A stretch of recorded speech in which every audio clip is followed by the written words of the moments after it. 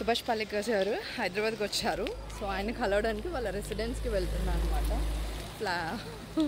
So excited. So కొన్ని హైదరాబాద్లో ఎవరైతే న్యాచురల్ ఫార్మింగ్ చేస్తున్నారో వాళ్ళని కలవడానికి వచ్చారనమాట ఆయన. So let's see. సో యాక్చువల్గా అయితే నేను గుజరాత్ వెళ్ళినప్పుడు కలవాలి అని అనుకున్నాను అనమాట. అప్పుడు మిస్ అయింది. సో ఆయన హైదరాబాద్ వచ్చింది స్పెసిఫిక్గా కొంతమంది పీపుల్ని కలవడానికి, అందులో నేను కూడా ఒక పర్సన్ని.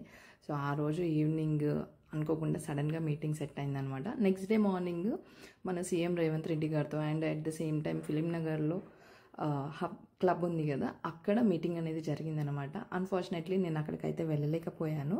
బట్ బిఫోర్ డే రోజే నేను ఆయన వెళ్ళి కలిసి ఆల్మోస్ట్ ఒక 3 hours ఆఫ్ డిస్కషన్ తర్వాత, అంటే ఇక్కడ ఎవరితో అయితే డిస్కస్ చేస్తున్నారో అవి కొంచెం బయటికి అయితే చెప్పలేను అనమాట.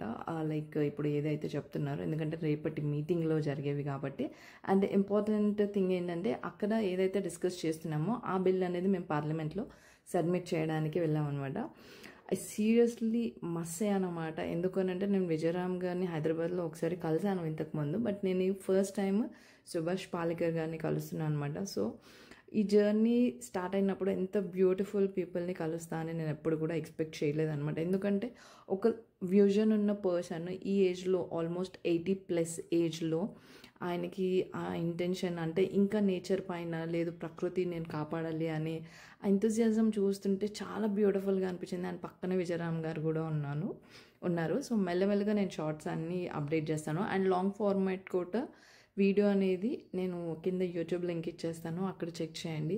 సో అందు గురించి ఇన్ని డేస్ కూడా నేను కంటిన్యూస్గా వీడియోస్ పోస్ట్ చేయట్లేదు.